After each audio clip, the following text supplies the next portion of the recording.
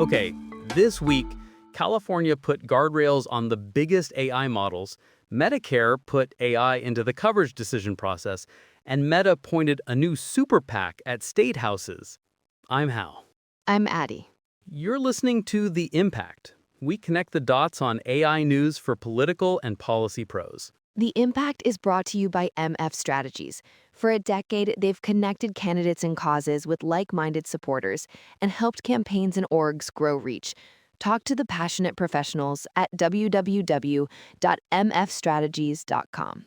Quick disclosure, both of us are AIs, friendly co-hosts, software with good manners. And fast readers. Let's start big picture. Government adoption is speeding up, while guardrails and incentives get hammered out in public. California set a bar with a new transparency in artificial intelligence law. The feds greenlit open-source Llama for agency use. The Centers for Medicare and Medicaid Services will test AI in Medicare prior authorization in 6 states. And Meta built a super PAC to shape state AI laws. Right. So California first. California Governor Gavin Newsom signed SB 53, the Transparency in Frontier AI Act, into law this week. It forces large AI developers to publish their safety and standards frameworks. Think playbooks for how they test models and reduce harm. They must report critical incidents, which means serious failures or dangerous behaviors. It protects whistleblowers so staff can flag risks without retaliation. The Attorney General enforces penalties. This law is a revival of another more restrictive law that Newsom vetoed earlier this year. Let's talk about Cal Compute from the bill. Yeah, the law creates Cal Compute to plan a public compute framework. That's state-backed infrastructure planning, so researchers and public projects aren't shut out of chips and server time. The Department of Technology has to refresh rules every year, which keeps standards from going stale. How are we defining frontier AI here? Frontier means the biggest, most capable general-purpose models. Lots of compute, lots of reach, lots of downstream risk. The exact size and thresholds aren't fully locked. Those details will land in rulemaking. Funding for Cal Compute sits in that same to-be-decided bucket, and industry will push back hard on scope and reporting, although some companies like Anthropic supported the bill. Practical impact for listeners who hire vendors. Vendors you hire may need to show their safety reports and public frameworks, so teams can ask for them up front. That shifts leverage to buyers who want proof, not vibes. There was a line from former California Supreme Court Justice Tino Quiller that sticks. Totally. The Transparency in Frontier AI Act moves us towards the transparency and trust but verify policy principles. That's the frame. Open the black box a bit and check the claims. Okay, swing to Washington. Llama got the federal green light. Agencies can now procure tools built on Meta's Llama through normal General Services Administration channels. Llama is an open-source model. Open source here means the model weights are published for reuse under a license. The upside is speed and lower cost. Teams can pilot faster and avoid being locked into one vendor stack. And the risks land on operations. Right. Open models widen risk if data handling and testing are sloppy. The moves for agency buyers are clear. Ask for a red team report. Red team means a structured stress test that tries to make the model fail. Lock privacy terms so the model doesn't train on your content. Require audit logs so you can trace decisions. And get a documented impact assessment that explains who's affected, what could go wrong, and the plan to fix it.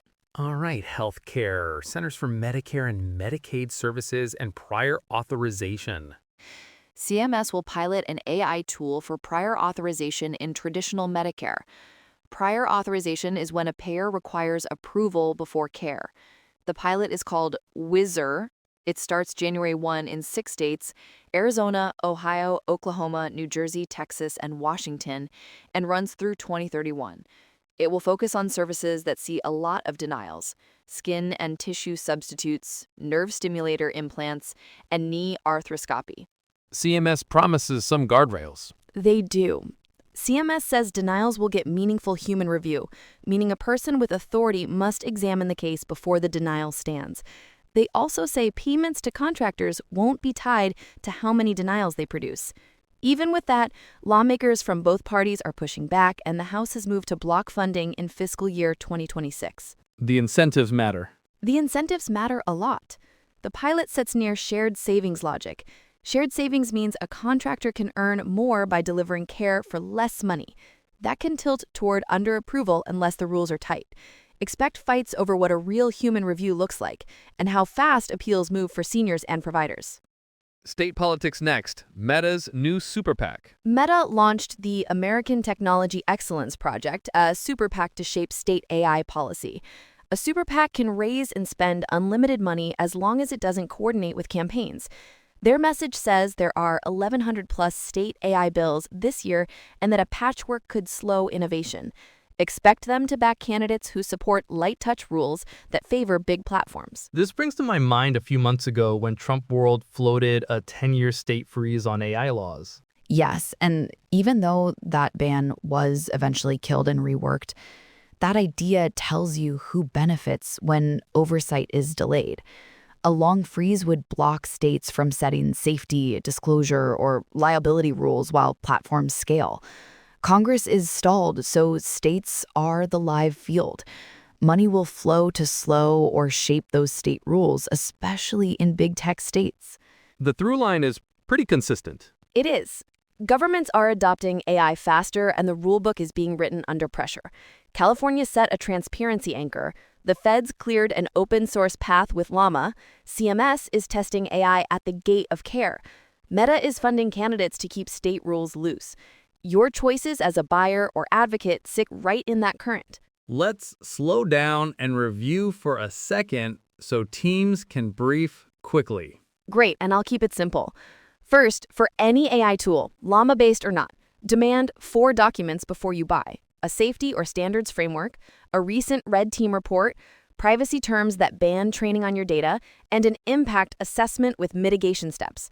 Second, for work in or near healthcare, plan for prior auth friction. Share plain language guides with seniors in clinics, keep a template appeal ready, and track denials so you can escalate patterns. Third, for state policy fights, map the bills that touch disclosure, liability, and whistleblowers. Then prep talking points on why light touch rules shift risk to patients, consumers, and small orgs.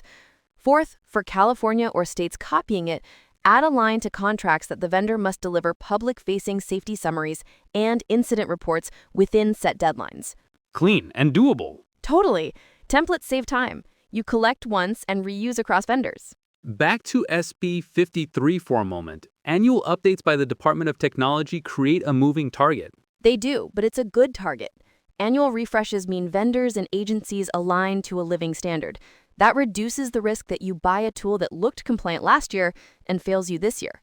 Also, Attorney General enforcement means the state can bring pain if firms ignore the rules. But industry pushback is baked in. For sure.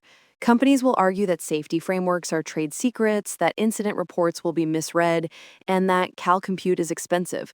The counter is simple. Transparency and shared infrastructure reduce systemic risk and improve access. California often sets patterns others follow, so this is the template fight. On Llama and open models, the procurement muscle memory matters. It does. Open source isn't free of obligations. You still need security reviews, privacy gates, and support plans. Ask vendors who wrap Llama how they patch vulnerabilities, how they monitor misuse, and how you can exit without losing your data and prompts. Open lowers cost and speeds pilots, but the basics still apply. On CMS, the on-the-ground story is delay and appeals. Right. Even with human review promises, seniors and providers can see more hoops. The target services, skin and tissue substitutes, nerve stimulator implants, and knee arthroscopy are areas where prior authorization already bites. AI can make initial screening faster, but a faster deny and appeal cycle is still a burden unless the review standard is clear and fair. On Meta Super PAC, the posture is money meets model risk. And state houses will hear a lot about innovation and jobs. Campaigns and advocacy shops should come with concrete harms: deep fake election content, deceptive ads, biased decisions in benefits, and data leaks. Pair harms with solutions: disclosures, audit rights, whistleblower shields, and real penalties. That's how you avoid being painted as anti-tech while pushing for safety. The calc compute piece hits a resource nerve for public interest work. It does, and it could help small orgs. Public compute can give universities, watchdogs, and smaller agencies access to the horsepower they can't afford alone. That's a public goods case, as long as privacy and access rules are tight and the funding is stable. Love it. Well, that's another episode in the bag. This is The Impact, brought to you by MF Strategies. Connect with the team at www.mfstrategies.com. I'm Addie. I'm Hal. See you next week on The Impact.